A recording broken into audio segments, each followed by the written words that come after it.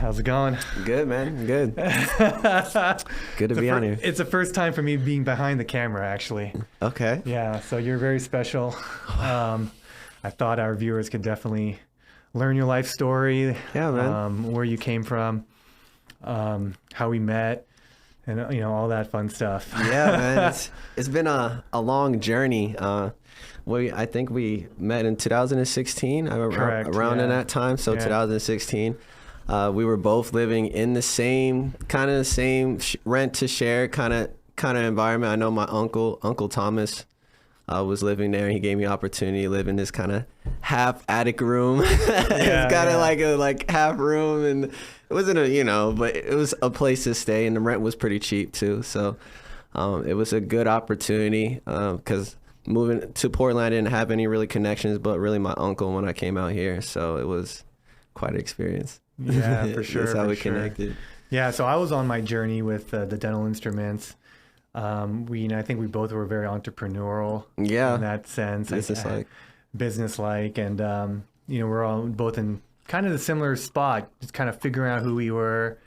I was definitely experimenting with different drugs, and also working on my company, kind of doing it all, seeing which stuck. Luckily, the drugs didn't stick. Yeah. I was on that same journey. Yeah, for sure. For sure. Yeah, definitely the same experience. But what intrigued me is early on in, you said 2016. 2016.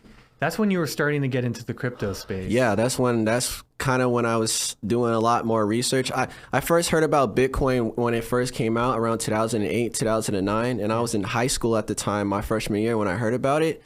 But I didn't really fully, dive into it. It was I was in sports at the time, and I was trying to focus on getting to college.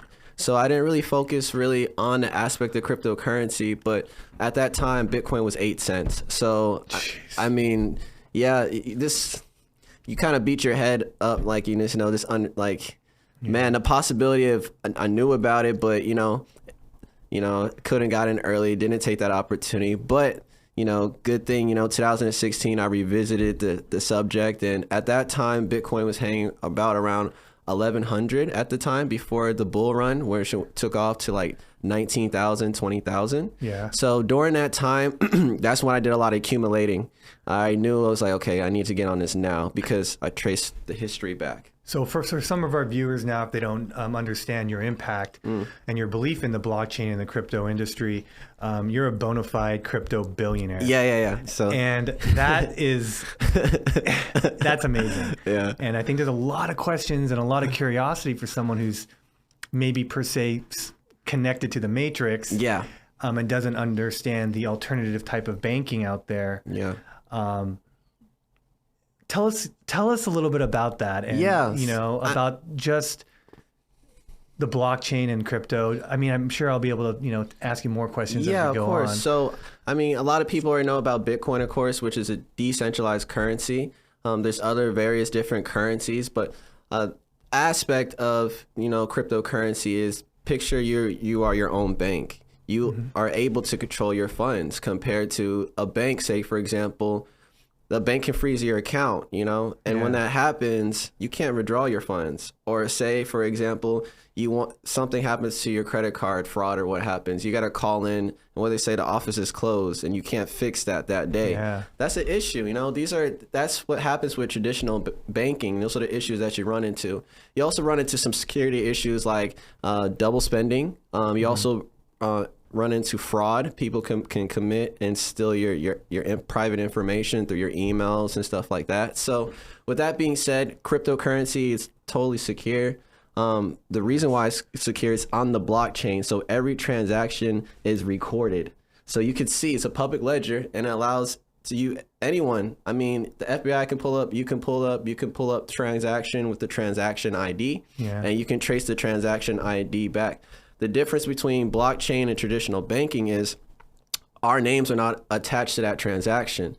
Whereas right now, you go through what's called a KYC. So when you set up like a bank account with your bank, for example, they got they need your mom's name, your dad's name, your social security number. They need everything. Yeah. But compared to like a decentralized exchange, you don't need to do any KYC or anything like that, and there's no crypto on a decentralized exchange. So like I remember yesterday you came on where we had a talk about atomic swaps. And on like atomic swaps, you can swap Ethereum for Bitcoin and only have to pay that network fee, compared to if you send it to a centralized exchange, you have to pay like Coinbase. Stay away from Coinbase. They charge you a deposit fee, a withdrawal fee, and then a sell fee if you want to sell it too, or a buy fee. So when you add all those fees up, that's like 3 or 4 different fees that Coinbase is charging you, compared to decentralized exchanges. It's just a network fee, one fee, and there's no fiat attached to that transaction, which is good. So you can't really trace that transactions. And you can spend these currencies anywhere in the world, correct? Yes. So I've been living on cryptocurrency for the last few years now. So I mean, I purchased houses in Puerto Rico with cryptocurrency. I purchased cars. I travel with Bitcoin. I got crypto debit and credit cards. Hari, I got you some of those. So you got hooked up with some of those, man. It's interesting how you can have imagine a Webull account or an Acorn account, or your stock portfolio account. And you can actually have a debit card tied to that. So like with these decentralized exchanges you were telling me about, you can actually withdraw funds and spend it on whatever you want to spend it on as your portfolio grows. As your portfolio increases, I kind of want to touch basis on like the Webull and the Robinhoods to clarify, because there's some of your subscribers on here probably use like Robinhood and stuff like that. So I just wanted to clarify things with you guys. Robinhood, Coinbase, Gemini.com, those are what's called centralized exchanges or centralized entities. Now, the difference between Gemini, for example, Gemini or Coinbase, they're FDIC secured or backed up. So, you know, 250,000 in case of someone, jeopardizes your account. Those two exchanges do those things, okay? But they're centralized exchanges. Centralized entities can do that. Getting away from centralized entities, you have like decentralized exchanges like Binance DX or Uniswap or like SushiSwap, 1inch. There's various different decentralized exchanges that are not attached to like the centralized entity, where only cryptocurrency is traded on those. And a centralized exchange like Gemini, like Coinbase, Robinhood, you can only do fiat to crypto. But that's it. You can't do crypto to crypto. You can do fiat to crypto, because the thing on centralized exchanges is after your profits, you're gonna want to send it back to your bank account. They want to make sure that they can track where that money is going to. And on Robinhood, you cannot transfer or withdraw to a wallet address. So if you buy Bitcoin, you profit on Robinhood, you can only send it back to your bank, which sucks. So you can't send it to a wallet. You can't send it to a different address on Robinhood. You can't use a debit card and you spend it directly off that exchange. No. You can't do that. So it seems like there's benefits to that. It's the benefits to keeping off centralized exchanges, especially for those in America right now, currently during like with everything that's going on with this infrastructure bill, a lot of people haven't researched into, and how now, after $10,000, you have to report your crypto holdings. Not only that, privacy coins are going to be banned in the United States. People can probably get jail time because of that.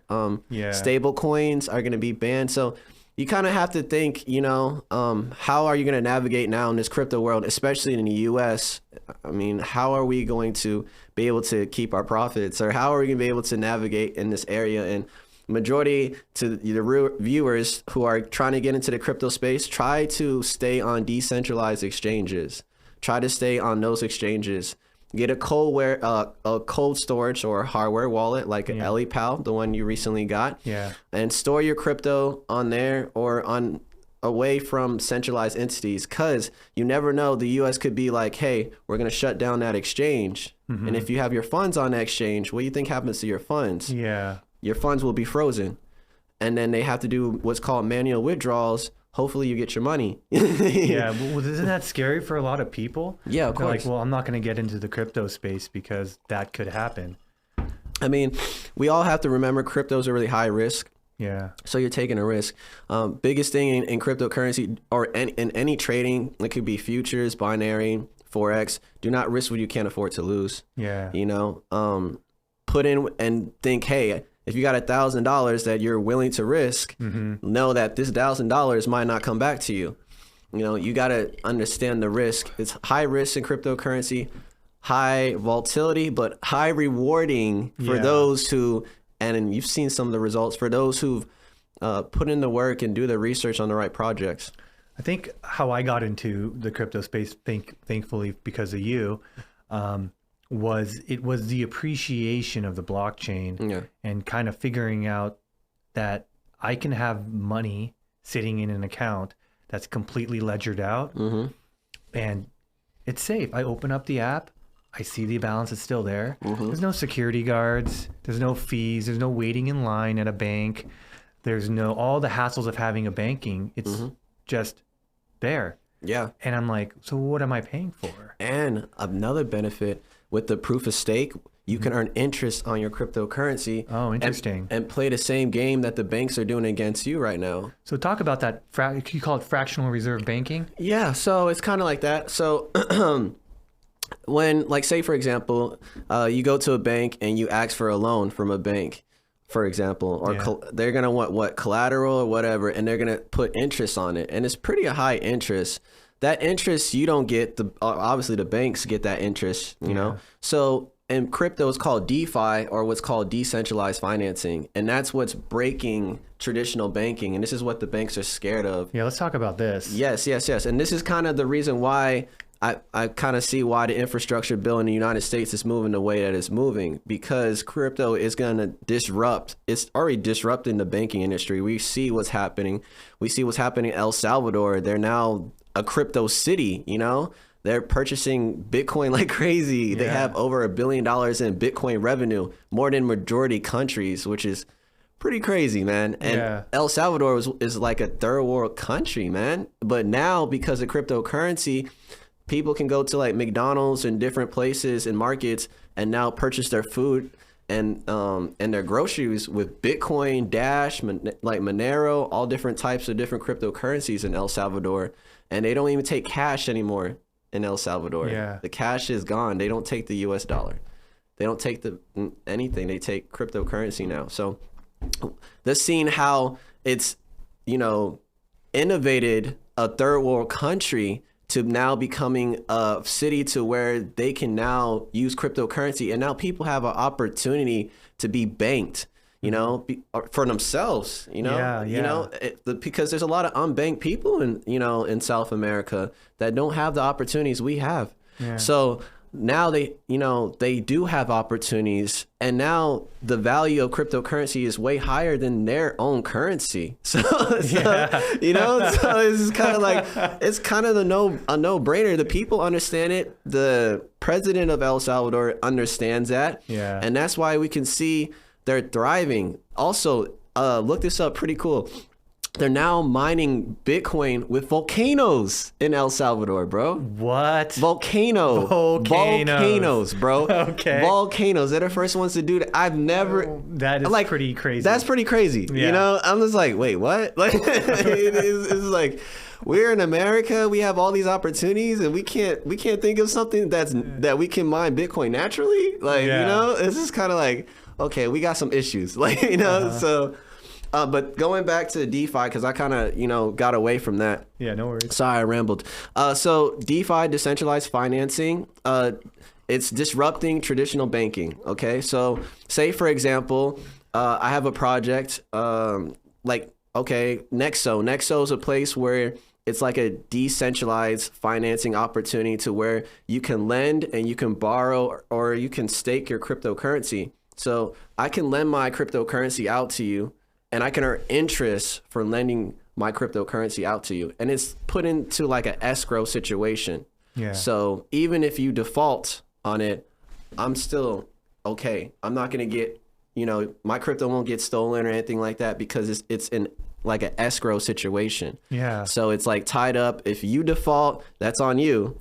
You know, I still gain that interest on that. And it's kind of like what the banks do against you right now. But instead of the banks earning that interest on your assets, you're now earning interest on your assets, and you can decide whether or not if you want to lend it out to somebody. Yeah. So you can necessarily lend it out to the exchange, or you can lend it out to the bank. Like in an escrow situation, decentralized like entity. Like that. And they go, okay, it's like if the bank was going to ask me, hey, Hari, I know that you got X amount of dollars in your account. We want to loan it out. And we got some pretty good clients. Yeah. How about we, profit share this interest? Okay. So now we're both making money, but the banks don't do that. No. They automatically get the right to loan your money out and make money. And make money off of it. So exactly. That's the difference. What I found with the blockchain, with what you're talking about, staking. With the staking part. Yeah. So with the staking, the staking part was really cool.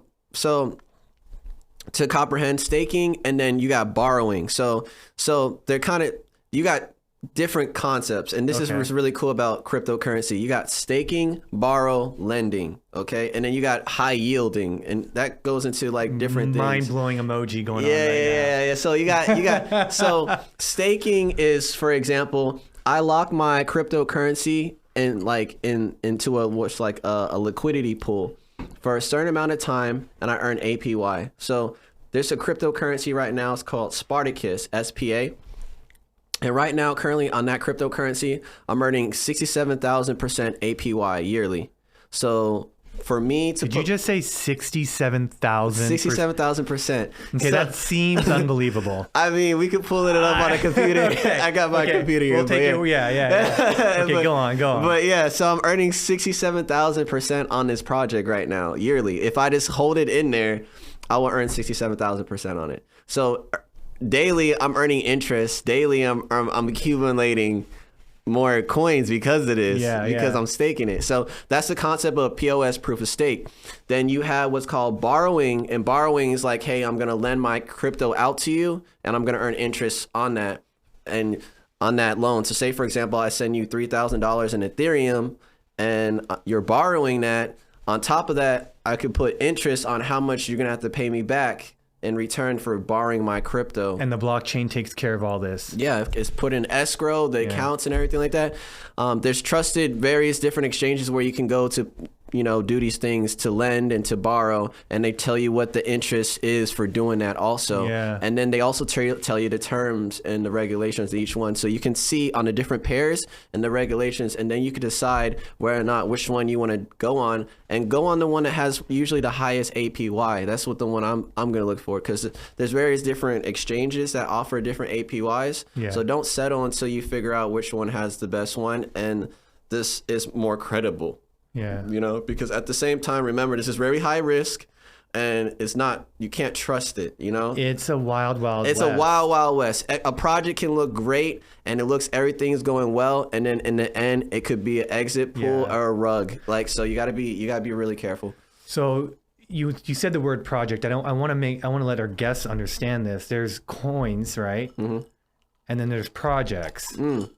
So you can actually invest into projects on the blockchain instead of just investing in like a Dogecoin. Yeah, exactly. And tell us, because when you say because for most people, I was one of them, it's like everything was a coin. I didn't know that you could invest in companies on the blockchain. I mean, every cryptocurrency is a company that's backed up by a business, backed up by a cryptocurrency. Like, so for example, Litecoin or like Dash or any one of those cryptocurrencies, it was idea, and developers created a cryptocurrency, and they innovated that cryptocurrency through what's called a business model, a roadmap. And with the roadmap, they continue to innovate on that project while building a community to help push this business.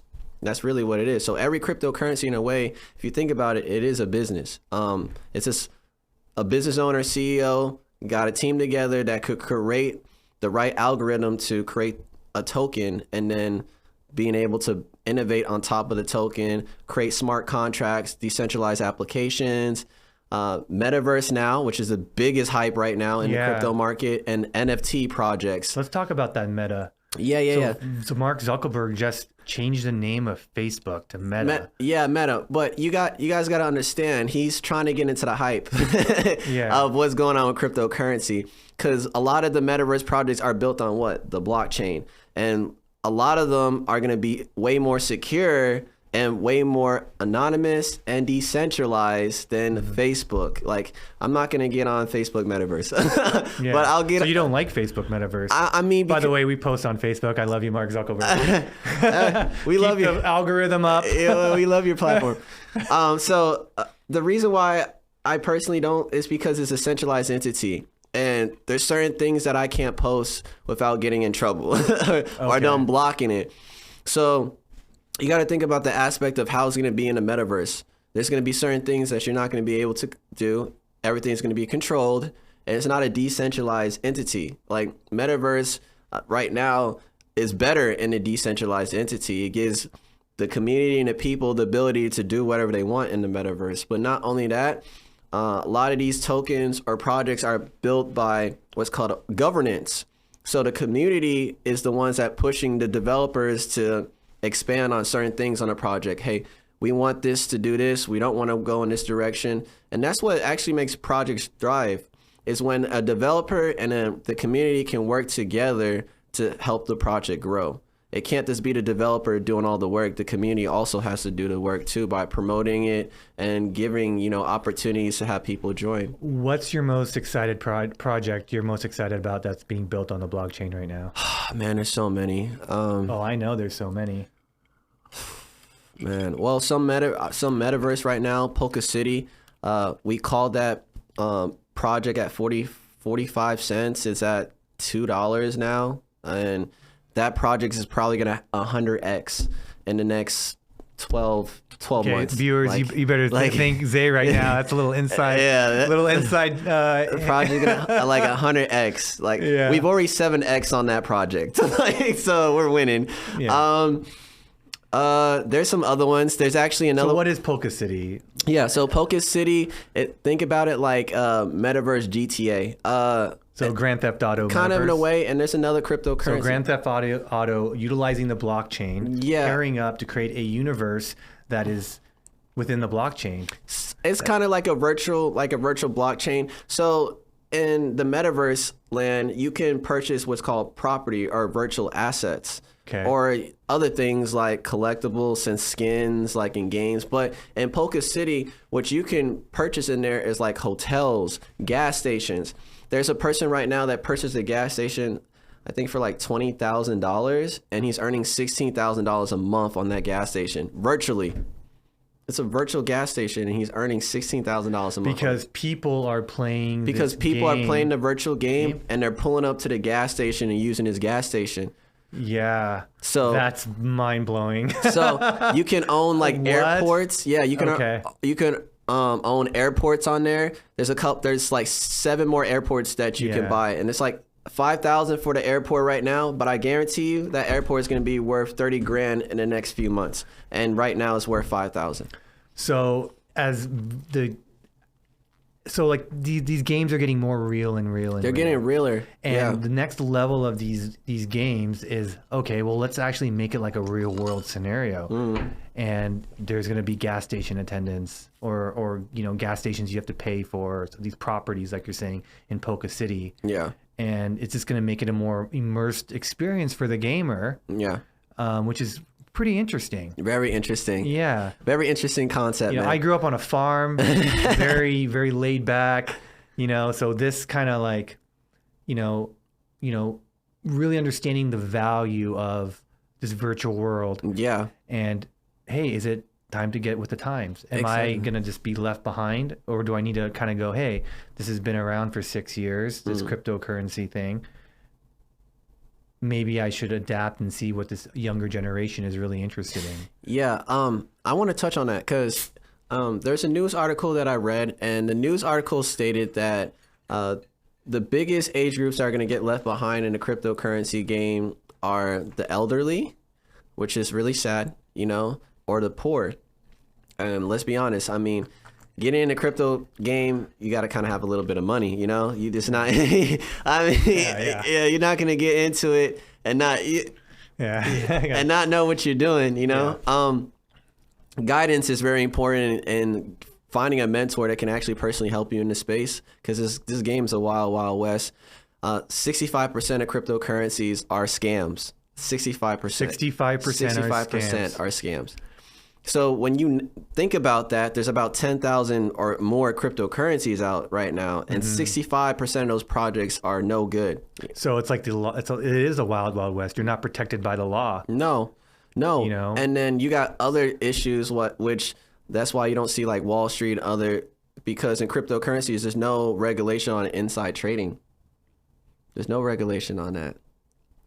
So let's talk about the inside. Let's talk about the inside trading that's going on in crypto. And you mentioned Twitter, Instagram, Facebook, the whales. You got private groups, and I'm in a couple Telegram private groups with whales. And so isn't social media in an essence legal inside trading? Yeah, of course. That's going on in crypto. I mean, if you look at Twitter, Elon Musk, like, let's talk about a project that Elon Musk really took advantage of. A couple projects, but there's a project called Wonderland, and the abbreviation is time on coinmarketcap.com. But Elon Musk has tweeted about time, like when some cryptocurrency dude said he was researching time, and then next thing you know, Elon Musk tweets it and he retweets it, and it was code for Wonderland time, because the circulating supply of time is very low, and the staking was 71,000%. I don't know the APY of time anymore right now, but at the time it was 71,000% yearly. You know. Jeez. So, I mean, when I looked at time the first time, when I looked at it, it was $700. Time is now hanging around $7,600 right now. Yeah. Circulating supply 100 and I think 30,000, 180,000, which is less than Bitcoin. So in this wild west of the blockchain, you have inside trading going on. You see ads, like I can scroll. I search on Google cryptocurrency. You know, it's more relevant now since I've met you or we've reconnected.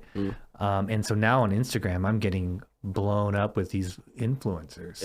Influencers move the market too. It's a lot of, you got to think, there's a lot of market manipulation right now. Yeah. Because there's still a lot of whales in this game right now. Yeah. So until crypto fully gets mass adopted, that's when everything will spread out. But right now, there's huge whales in this game right now. Yeah. I can clarify myself as a whale now, you know. So, but hey, you're a whale. Yeah, we're able to move the markets. You use volatility to your advantage. Yes, of course. Yes, of course. So when this might sound scary to some, if someone's in a position and they're watching this video, and they have 5 to 10% of their portfolio to go, hey, let me start a checking account on the blockchain. That's how simple it came with me. That's what you kind of, you're like, hey, just put a little money into it. Yeah. Just put a little money in the blockchain. And it was there. I woke up the next day and it was still there. Now, for you, you've been doing this for a long time, so this is nothing for you. Yeah. But for that little tiny assurance, knowing it's still there, it's a little bit more trust. It's trustworthy. Yeah. I'm like, oh, wait, maybe what Zay's saying is... It's there. It's fucking there. Yeah. Right? It's a lot. It's what you got to think. But you can also lose a lot of money. You can lose a lot of money. Disclaimer. Yeah. It's very high risk. I'm not a professional. Yeah. I'm not a broker, but do your own research for sure. But no, so it's kind of like, so interesting. You have a bank account right now, right? In America. That's still digital. You can't touch that money though, right? You can't just like, I can't hand you $1 in my bank account, right? No. So when you're thinking about the crypto world, it's still digital, man. Yeah. It's still the same thing, man. It might just be a little bit more digital, but it's still digital. I mean, it's still kind of like having an online bank, but this a little bit more secure.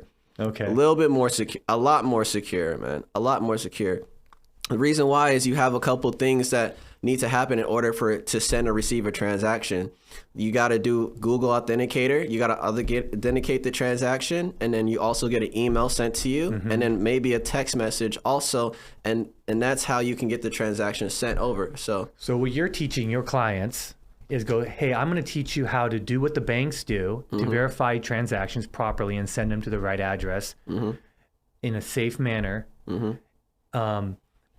so their money doesn't get lost in the blockchain. Of course, if you don't know what you're doing, because the thing about that, I'm glad you said that. The reason the fees are cheap, yeah, the transaction expenses are cheap on the blockchain, yeah, is because, and you can loan your money out and do all this amazing things, is because it doesn't have an admin in there going, of course, going, is that right address, Hari? There's no overhead. No, yeah. if you press that wrong 1 digit off, it's gone. It's gone. Yeah, it's gone. So for those getting into the space, make sure you check the address that you send. So for example, if I send BTC, I want to send it to a BTC address.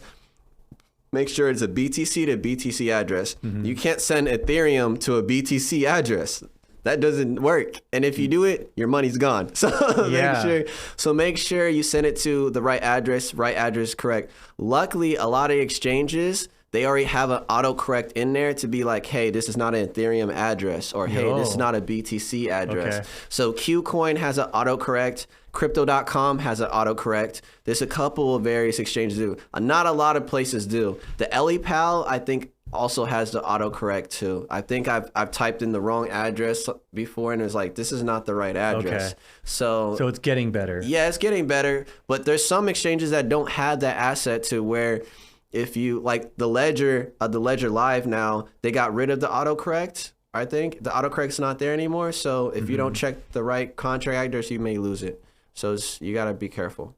You definitely got to be careful. It's not like traditional banking. If I send money to someone and I send it to the wrong person, I can call the bank and be like, hey, I was wrong. Can I get my money back? And I'll get it back in like 10 days. But with cryptocurrency, if I send it to the wrong address, I can't call the blockchain and be like, hey, I need my money back. No, good luck. It's gone. Yeah. It's bye-bye. Yeah. Oh, wow. Wow. Yeah. So tell us about your consulting company. Yeah. So... And why did you, so the second time you approached me about, hey, I want to start this consulting company. Well, I want to say the viewer, I don't want to go too deep into it, but someone gave you some advice about why consulting. Yeah. Okay, so I'll let you talk. Yeah. So, man, this journey has been crazy. So I can only imagine. And you know, IDT makes millions. Yeah. Right. So I'm in there's not very much other companies that.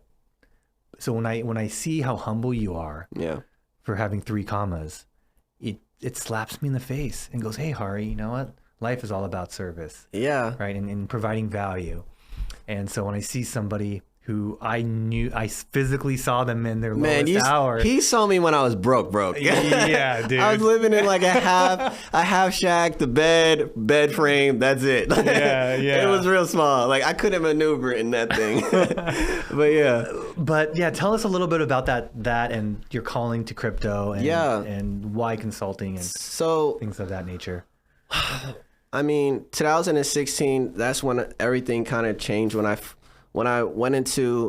that's when I started my business. I started my business in 2016 and I was researching cryptocurrency, but I went into other things. Like I was working for a Fortune 500 company selling DirecTV and Costco and doing some other things with that.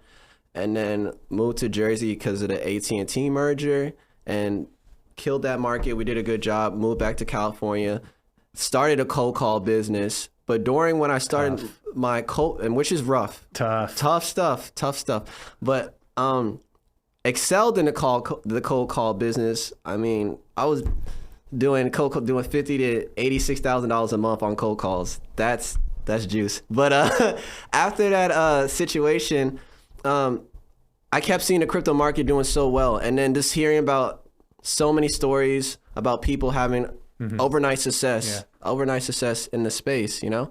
So with that being said, I did a lot of research and ran into a lot of problems and lost a lot of money, man. Lost a lot of money on bad trades or getting to a project and it was an exit scam and lose everything. Oh, wow. So or sending the money to the wrong address. I'm sending money to the wrong, done that before. I mean, dude, and you still kept your faith in the crypto. Yeah, dude, I lost 80 grand on one trade, bro. Like, holy crap.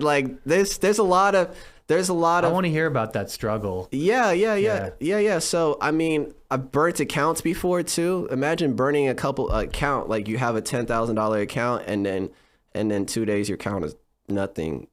you know, burn an account on a couple trades. So I didn't have a mentor in this space when I came into this space. And this is why I tell people, get a mentor, because I didn't know what I was doing. I was buying all these crypto educational videos, but a lot of the videos wasn't giving you like the real juice on how to trade, how to do market research, stay away from exit scams, you know, to do proper market research on specific projects or what to look for. Yeah, getting into coins is not always like day trading or like, you know, like it's long-term projects. Yes, long, because most people don't know how to day trade. So I don't want to teach someone coming into my consulting group on how to day trade, because I day trade, but also I do investing. I invest long-term because I believed in cryptocurrency, and that's why I got into this space, because I saw very early, like, if I get into this opportunity now, this not only will this opportunity change my life, but it will change my friends, my family, and anyone around me that's in my circle's life.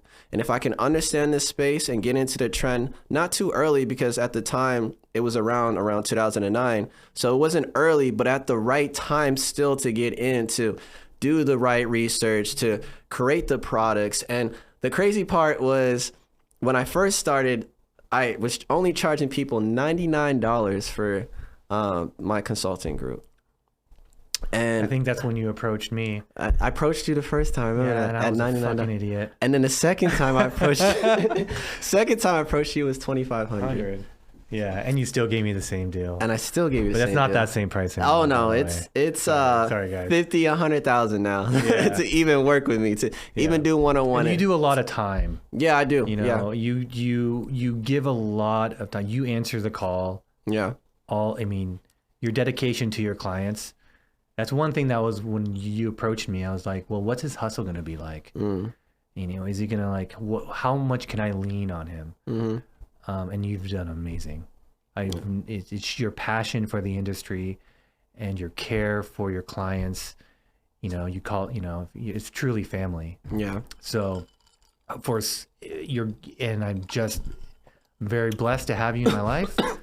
And I think, I think it's just a crazy, I'm still mind blown about just the lessons you've taught me and where the world's going. Where do you see cryptocurrency in 5 to 10 years?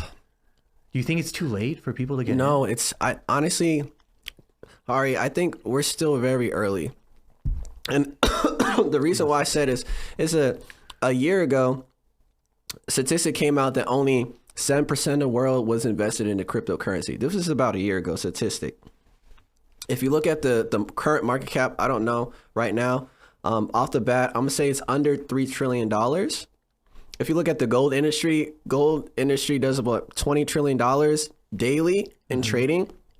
Forex does about $20 trillion in trading daily, about this at least. Yeah. That's a lot of money. And they've been around for a long time. The crypto market is still under $3 trillion. So I think we're fairly early. For those who think they missed out on the opportunity, there's a lot of opportunity. Just get in now. Find a mentor, find someone that can actually teach you about the space. Don't dive into this by yourself, because it is a wild, wild west. Yeah. And don't trust any YouTube person. Don't trust any YouTube person. And the reason why I say this is because by the time the news gets on YouTube, it's already too late. Yeah. Because the news has already been on Twitter and Telegram. Telegram and Twitter is the first places that get the contract addresses to these contracts for these projects, and they're already buying. By the time someone makes the video on YouTube, it's already shot up 300 to 1,000%. Why would you do that to your viewer? You know, why would you get your viewer in at 1,000%? That's at an all-time high. That's not helping your viewer win. You know, and that's kind of why I kind of just don't like some of the aspects of what I see on the YouTube. Is they're not really giving the game. You know, so. What I pride myself on, I think, and why I'm so passionate is for my clients, I want to make sure I give them the game and give them the juice so they understand how to get into the space, how to get certain crypto, not only this trade, but how to get crypto debit cards, credit cards, how to earn interest on your crypto, how to earn referral points on referring people to various exchanges so you can earn crypto for referring your friend to get on, you know, how to set up certain VPNs in the United States, so you can get on these exchanges to buy certain cryptocurrencies that you can't because of the U.S. and the regulation. So I teach all these things to my clients so they can take advantage of these opportunities. Yeah, it's definitely. So I'm hearing a little bit of a car right now. We're actually in it's a long story, guys. But so, Billionaire, what's next? Portugal, man. Yeah, why Portugal? Because Portugal is a tax haven. And I currently live in Puerto Rico, which is a tax haven under Act 60, but which expires around 2035. That's when they'll re-vote on it. But this, because of the Biden administration and Puerto Rico still being American territory, they still have to follow under the rules of America. Yeah. So with this infrastructure bill and what was sneaked into the bill, for people who haven't seen it, please read the infrastructure bill, go through it, read the end of the infrastructure bill. It has a lot of cryptocurrency regulation and updates, and it's been signed, Yeah. So it's already been passed. It's going to go into effect January 1st. So for those in the crypto market, understand what you're doing. Keep up to date on the regulations. And that's one of the biggest things that I pride myself on is keeping up on the regulations. And I've already told my clients about this. It was coming a year ago, and I already told them, like, it's happening. Yeah. And that's why the last year or so I've been planning to not only help my clients to understand the next move for them in the United States, because I have a lot of clients in the United States, but also what's the next move for those who are going to do really well in the crypto market, and help them build a plan to move their assets out of the space the proper and the legal way, without getting into trouble with the IRS or anything like that. But you can still make a good amount of money paying taxes on crypto. Yeah, of course. Or you can move your projects into NFTs. Yeah, let's talk about NFTs. Yeah, so these are smart contracts. Yeah. Okay, so when I think of NFTs, I think of artwork. Like a goofy little emoji that moves around a little bit. Yeah. Yeah. Can you tell us about the value of NFTs? Yeah. They're more than just artwork. Yeah. I mean, NFTs are a non-fungible token. That's the definition of it. So, like you said, artwork, most people think NFT is just artwork, but it's way bigger than that. You got, like music industry doing NFTs. You got artists like Snoop Dogg, 50 Cent doing albums now, collections with NFTs and stuff like that. Then you got other people doing NFTs, like in the UFC, they're doing collections with NFTs there. Or you got NFTs just in any industry. That's not artwork. So the benefit of an artist putting an album as an NFT would be now people can invest in that 100%. And it's almost like, hey, let's cut out the record label, right? Cuts out the middleman. Let's use the blockchain technology as the verification of transfer of funds, and let's sell, make how many copies sold or whatever, or they get a benefit of some sort that can be tracked by the blockchain, and they make all the money. Exactly. So. Because the industry is built on trust, but the blockchain can take that trust over. Exactly. And also track that trust and make sure that person got their funds. Also. So, for example, there was an artist that put out 3 songs that sold for $1 million. 3 songs that sold for $1 million. And so now those people can license those out? They can resell them to someone.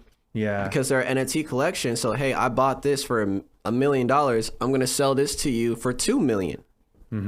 Because also those things are attached to usually the Ethereum network, like on OpenSea. A lot of those artworks are attached to like Ethereum. So over time, Ethereum's price is going to go up. So the value of those projects will go up. So say, for example, Ethereum is like 4,200 right now. Okay, so coin. I have some friends who are invested in Ethereum. Let's talk about Ethereum. Let's talk about the future of Ethereum. Let's talk the future of, I have a friend who's invested into XRP. XRP. So XRP, there's a lot of, I'm not going to offend the XRP. I'm not going to say name. He has $45,000 invested in XRP. Yeah, let me. Hopefully you're not going to burst his bubble here. No, let me be careful because I have a lot of people that are in XRP, and I currently hold XRP too. I hold a bag on XRP. Yeah. I like XRP. The thing is, you guys got to understand, XRP, a lot of it is controlled by the banks. I do see the banks using XRP or Ripple, which has the possibility of taking over Swift transaction payments, which is really huge, which does like about $5 trillion daily, which is a lot of money to move internationally. So there's a lot of entities that are backing XRP or Ripple, and a lot of them are major banks in America and Singapore, just all over the world, over 101 banks, even Western Union, even MoneyGram, Barclay, JP Morgan, Citigroup, and there's some other ones that are backing Ripple XRP, and they're purchasing, for sure, they're purchasing XRP because they can see how fast the transactions XRP can move. XRP right now, or Ripple, is still going through an SEC litigation right now. And I think that's going to get wrapped up in the next year or so. I think they're going to win that for sure. It's just the SEC is trying to prolong it because they know they don't got nothing. So they're just trying to prolong it as long as they can. XRP is going to probably get a slap on the wrist and a little fine. But at the end of the day, it's still going to be around because the banks are the ones really interested in this. And as you know, with this banks having so much centralized power, they're able to move the way they want to move, and they see potential in XRP. So XRP is a good project. I do hold XRP, and it's a long-term project, I think, preferably also. All right, let's talk about Ethereum. Ethereum, am I saying that right? Ethereum? Yeah, Ethereum. Ethereum. Yeah. So Ethereum, I love Ethereum. 40% of my portfolio is Ethereum. Really? 40%. Wow. My portfolio is Ethereum. Okay. So good to know. Yeah. Make some adjustments tonight. 40%. I love Ethereum. The reason why, and a lot of people don't like Ethereum because of the gas fees right now. Preferably for those who want to understand, the best time to trade Ethereum would be around 1 in the morning to about 8 in the morning. That's when gas fees are the lowest. If you trade after 12 p.m., you can see gas fees from $100 to $300 per transaction. Most of the people who are watching this are on centralized exchanges. So yeah, if you're they're not really understanding that. Yeah. So, for example, on MetaMask or Uniswap, those are Ethereum kind of decentralized kind of entities, kind of where you can swap Ethereum for different Ethereum pairs. But in order to do that, your gas fees are really high. So after 12 p.m., usually Monday through Fridays, the gas fees can go from, they change, usually minimum is $100 to $300 in gas fees, which is a lot. So for someone, say for example, you want to do $1,000 transaction, you got $200 in gas fees. In return, you're getting $800 back. You know, I mean, that kind of sucks. So for those who prevent that, I'm just giving this little juice out to you guys. Do your Ethereum transactions on MetaMask or Uniswap or any something like that. Not on exchanges, but on Uniswap or MetaMask. If you're going to do that, do them at 1 to 8 in the morning, and your gas fees will be potentially around $25 to $60, which is a lot cheaper than $100 to $300 throughout the day. Because you guys got to understand, at evening, the market is going to be more congested because people are getting off of work and they're going to be trading. And a lot of people that do the stock market, they trade cryptocurrency. So the stock market closes at 5 p.m. You best believe they're on cryptocurrency at 5 p.m. and they're purchasing cryptocurrency. And then also the London market is usually 1 to 2 in the morning Eastern Standard Time. They're trading, and they trade heavily around 1 to 2 in the morning Eastern Standard Time. So you got other markets also, and also the Asian market. You got other markets pushing the cryptocurrency market. Because it's open 24 hours. It's open 24 hours. Yeah. So, I mean, and Ethereum can get pretty congested in the afternoon. Like usually at the afternoon, if I don't need that cryptocurrency on Ethereum blockchain that bad, I'll probably just wait until I see a price correction in the market to where it comes down 6 to 9%, and then I'll purchase that project early in the morning. Hey, Zay, I have Ethereum. When should I sell? I'm holding Ethereum to the end. Till there's no end. It's like holding Apple stock. I'm holding Ethereum forever. I'm holding Ethereum till my price prediction for Ethereum 2024 is. You're gonna do a price prediction right now on Mastermind Podcast. Yeah, okay. Price prediction for Ethereum by 2024. Easily, I would say 15,000, 15 to 20,000 by 2024. And there's analysts who say 35,000, but I want to be a little bit more safer on this bet and say around 15. And if it does better, it does better. Yeah. Okay, everybody. That's awesome. Because what someone told me was Ethereum is the most user-friendly platform to build other softwares on it. Yeah. Not like Bitcoin. Yeah, so Bitcoin is a proof of work. Ethereum is a proof of work too. But the thing about Bitcoin is more of a payment system, a payment protocol. Ethereum was what made Ethereum different than Bitcoin was it brought in like, we're not only a cryptocurrency, but we're going to bring in the decentralized application entity and the smart contract entity. That was first created on Ethereum. And now other cryptocurrencies now bring in that smart contract entity and all those other entities. So Bitcoin's like archaic. Yeah, so Bitcoin is first generation. And then you got Ethereum, which is second generation cryptocurrency. T100, T1000. Exactly. And then you got Cardano, which is like third generation. Now you got fourth or fifth generation, which is like Polkadot, Solana. And, you know, those type of projects now, they're rocking it right now. Solana's killing it. Polkadot, anything built on those blockchains are really scaling right now. So, yeah, doing really well in the space. Okay, someone's watching this video and they're like, hey, I want to get into crypto.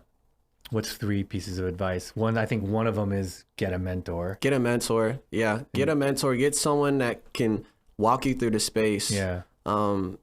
Market research, make sure you do your due diligence and don't buy into a project because of hype. Don't have fear and don't be greedy. Yeah. You know, and then sell the buy the news, sell the rumors, bro. Buy the news, sell the rumors. Oh, dang. Yeah. Okay. Buy the news, sell the rumors, man. CryptoPanic.com's got all the news so you can sell those rumors. Yeah. I think it's hard for some people to, you know, they're just comfortable in their ways, you know, but like you said earlier, you know, if you have money and you kind of want to see the value, maybe consider transferring a small portion of that or a portion of that into the blockchain and seeing how that world works. Or, and you can even get aggressive and start trading, you know, just like the bankers do. And, you know, start, you know, utilizing that interest. So you can make money by trading coins, staking, investing in projects, borrowing, lending. Talk about borrow and lending. How is that like? Yeah, so you got different decentralized businesses or entities now giving the ability or a platform to where you can put your cryptocurrency on the platform to allow other people to borrow or use your cryptocurrency to earn interest or APY. Nexo, Nexo.io. They're one of those platforms that you can actually do that. But you got other various different platforms that allow you to do that. AAVE also does like a staking or a borrowing and lending protocol where you can lend your cryptocurrency out and you can earn interest on it. So it's a good opportunity because both of those projects are trustworthy, especially AAVE. I call that a moneymaker cryptocurrency. Not only that, the circulating supply for that project is very low. They have some huge partnerships, and they also have partnerships with which Compound, which is another cryptocurrency that also offers kind of like that borrowing and lending protocol also on there too. Wow. Yeah. Wow. So now you're just 2 years ago, they actually attached debit cards. Let's talk about the debit card advantages. Yeah. And because for our viewers that don't know, you had all this money, right? And you couldn't spend it. No. You had all this crypto assets and you couldn't spend it until recently. Yeah. The last 2 years. Yeah. Recently. I didn't transfer it. A lot of my assets I didn't transfer to my bank. I had to hold for that, preferably just because tax purposes. And I was moving to Puerto Rico, so I wanted to make sure I fully established my business in Puerto Rico under Act 60 to where I didn't have to pay Uncle Sam anything on my profit margins. And that's kind of what I was doing. But yeah, just kind of back on that because that was kind of a tough time doing all that. Yeah, there's a faith of it, like, you know, you got into the space and you started making a lot of money. Yeah. Right. but then you couldn't really spend. Like, I think a lot of my viewers are like, okay, so what? You made all these millions, but now you can't spend it but you had that faith. You're like, you know what? And digitally, I'm worth all this money, you know, but you just had this faith into the crypto. Like, no, this one day we're going to be able to spend our money. Yeah. And these Visa cards are international Visa cards. And it came. Yeah. And it came. They came. So props to you, man. Yeah. I actually, every crypto debit card that came out, I got early access to. I got early access to the Fold application, crypto.com. I got full early access to the BlockFi credit card, first crypto credit card, Bitcoin credit card. I got early access to that. And every other crypto debit card that comes out, I'm probably going to get early access on too. Yeah, like, you know, no doubt. like, so. Well, tell us about those rewards. Yeah. So the rewards they're better than credit cards. So Crypto.com, one of the benefits that I use Crypto.com, the reason why I like that card is they have 4 tiers of different cards. The top tier, which is the one I have, is the Upsiding card, is the black one. I earn 8% cash back on CRO. I have 100% reimbursement on my Spotify, my Netflix. I have guest lounge access. Guest lounge access to the airports, and I can bring a guest on top of that too. So we're going to the Delta lounges and all the nice lounges. So also you get the Dom Perignon experience and private jet membership. So you get great deals on flying private. Oof. So I love that card, man. So that card is sick. You got to stake how much? I think it's like 400,000 or like 40,000. 40,000. At first, you know, crazy thing, it was 400,000. They dropped it. So, but at the time when I got into it, it could be 400,000. I could be wrong. I had to stake. It was about 400,000. I had to put in 400,000 into that staking into that card to get that card. But that's one of my favorite. Once you stake it once, okay. Question. So you stake $400,000 into this card 180 days, and then after that, and you unstake it. Do you still get the card? Yeah, the card is still yours. Oh, so it's just a one-time thing. It's just a one-time thing, and then you get have the same bonuses on that card. You have to have you got to have it staked. You have to keep it staked for the bonuses. You got to keep it staked to keep the bonuses. You can still use the card, still load your crypto on the card and do whatever. But if you want to have the bonuses and the benefits of the card, you got to keep everything staked. Okay, and so for some people are thinking, okay, now this is scary. I'm staking $400,000 in a cryptocurrency. Tell them about, you can stake like USDT, USDC. Tell them about that. Yeah. So there's other cryptocurrencies that you can stake on crypto.com. So it's not the CRO. You can stake USDT, you can stake Bitcoin, Ethereum. They have all different various ones that you can stake on there. And you can earn APY on those, and you can set the term to how long you want. I think it's like 3 months term. I think if I'm correct, it's a 3-month term that you can set it. But for 3 months, you're earning more than 0.225%. Your bank account, your savings bank account doesn't even pay you 2.5%. A CD account doesn't even pay you 0.2%. My Navy Federal account doesn't pay 0.2%, you know? No, real talk. Like, you know, it doesn't, you know? And I could stake a cryptocurrency for 3 months, I earn 5.5%. Yeah. That's a no-brainer. And a very stable very stable project too. And then you don't even need to take your money out. No. Because now you can just use your debit card. Exactly. And you can buy Cheetos. You can load your debit card. You can load your debit card with your cryptocurrency cards and stuff like that. Yeah, it's amazing, man. Like the efficiency. I'm an efficiency nut. Yeah. And everything has to be efficient. And you know, me and Phil Frazier, I'll drop his name, our president of the company. And there's a lot of other back end people that I tip my hat off to. Talking about that actually really quick is nothing great happens alone. Yeah, of course. And so with you crypto, need a team. And so there's no doubt in the wild west of crypto, blockchain, you need a team. And that's what I would never have got into was without you. And B, I'm so glad because you were able to just navigate. You and your team helped me navigate and go, okay, this is a secure portfolio with your needs. Yeah. You know, like just invest in these coins and hold. And bro, you'll be, you know, and so it's cool. It's but yeah, it just takes that team, and you knew that early on. Yeah, it takes a team. I want to be in this position without my team.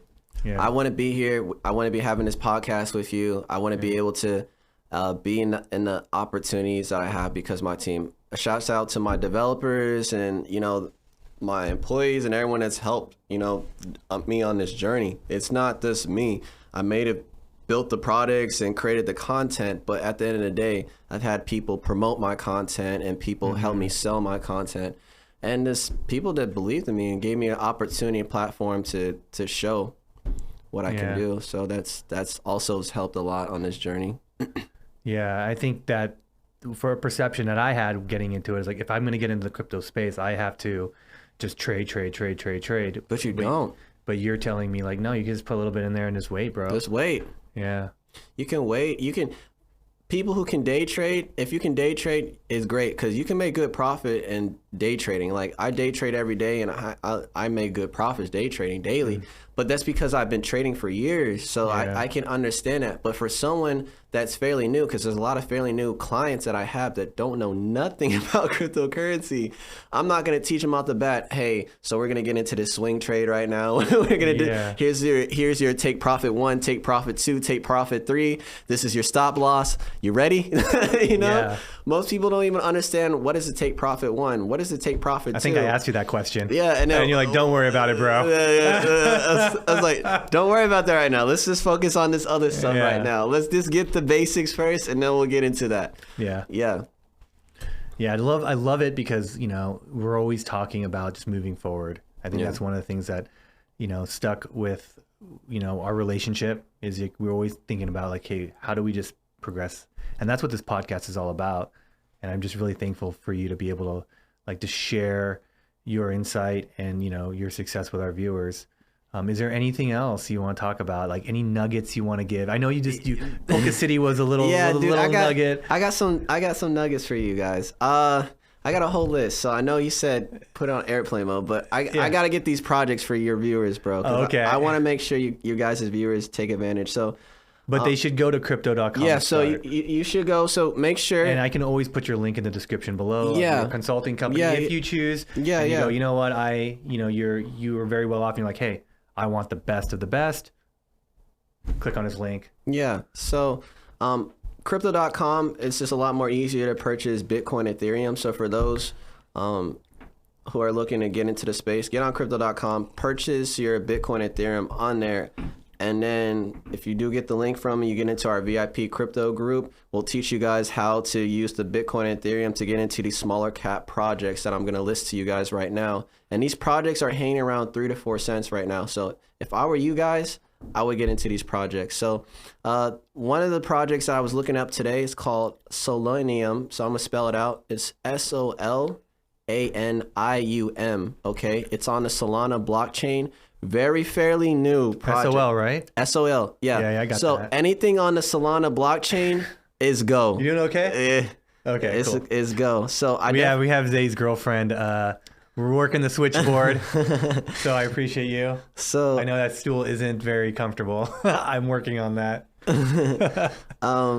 yeah, Solana, SOL, anything on the Solana blockchain, you guys should definitely check out. So Solanium is a good project. I would check that out. Aurory, Aurory. Yeah. I would check Aurory out. It was at 14 when you told me. It was 14. And now it's 19. Yeah, it's like 19. And it's going to $100. No way. It's going to $100. Is it? It's going to $100. I can't wait to spend that money. Yeah. I mean, invest it, excuse me. Because Axie, Aurory is kind of like Axie Affinity. If you look at Axie Affinity and Aurory, they look exactly the same. Axie Affinity and Aurory, they have the same potential. Ubisoft is backing Aurory. Woof. So check that out. Okay, man. That's enough juice for our clientele. Yeah. That's some juice. So yeah. For sure. Check that out, guys. Okay, so before we stop, I want to ask a couple more questions. I want to get into the mindset because you just tapped over 3 commas maybe 2 weeks ago. Yeah. So, and off a $500 investment. What? Yeah, off of $500. Well, you lost money. I mean, you just said you lost money through this journey. Of course, but I put $500 into that project that netted $1.5 billion. What? I only invested $500 into that project. I thought it was accumulation of years and $500. $500 is all I put into that project. And before I don't know. $500, bro. I might need to get another drink here. And $500 is all I put into that investment. And I promise you. Are you serious? $500, bro. $500 a year ago is all I put into it because it was a shit coin. It was a meme coin. So you went into some fucking high volatility. Yeah, shit. it was really very hot, like very volatile. It was very high risk. I knew that $500 potentially I could lose. That was my mindset on that because I was like, man, it was a shit coin. I saw it. There was a lot of hype on it, and it was after Shiba Inu. So Shiba Inu popped off, but then this project popped off after.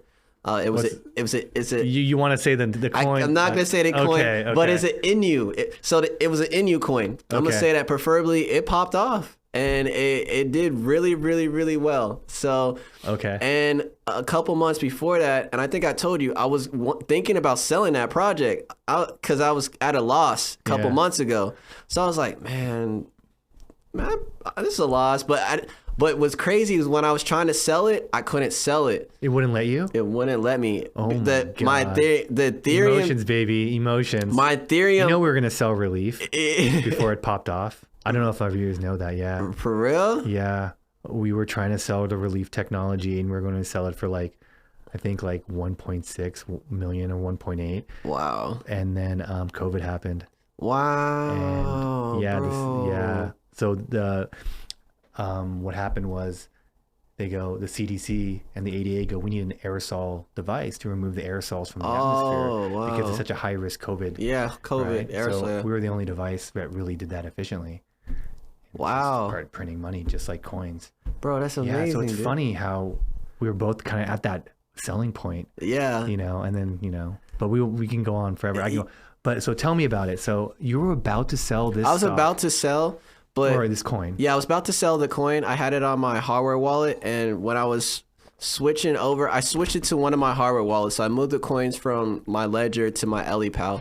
And then once I did that, I didn't load my Ethereum on that yet. So I didn't have enough Ethereum to cover the gas fees because the gas fees they wanted was like $1,000 on there. And I didn't move my Ethereum on there yet because my Ethereum was still on my other hardware wallet. So because of that, it said insufficient funds and it wouldn't allow it to happen. And then I guess I was smoking. I don't know. But I forgot to move the funds over. And I'm thankful I didn't move that Ethereum over because potentially if I did that, I would have missed out on $1 billion. I did not know that. Yeah. So technically you've made all this money in the 6 years of being in crypto, but I thought it was an accumulation to hit the ball. You just had one successful trade.